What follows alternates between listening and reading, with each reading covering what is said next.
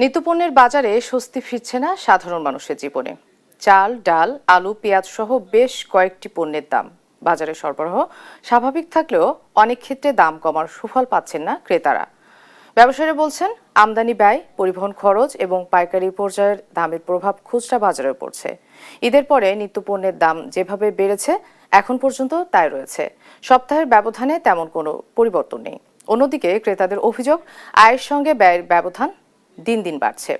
ফলে সংসারের খরচ সামলাতে হিমশিম খেতে হচ্ছে মধ্যবিত্ত ও নিম্ন আয়ের পরিবারগুলোকে।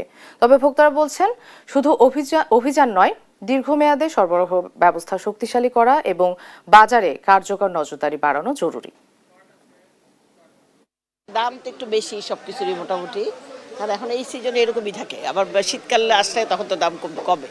আবার বৃষ্টি হচ্ছে, বৃষ্টির সময় তো অনেক সবজি টবজি নষ্ট হয়ে যায়, ওই জন্য দাম তুলনামূলক একটু বেশি। রেগুলার সময় যে মাছগুলো আমরা নেই তার থেকে কম্পারেটিভলি হয়তো 50 থেকে 60-70 টাকার মতো বেশি। এটা হচ্ছে একটা। আরেকটা হচ্ছে বাজার মনিটরিং ব্যবস্থা, মানে বাজারের যে প্রাইসটা, এটা যদি একটু ম্যানেজমেন্টকে একটু কন্ট্রোল করা যেত তাহলে হয়তো বাজার প্রাইসটা একটু স্টেবল থাকতো।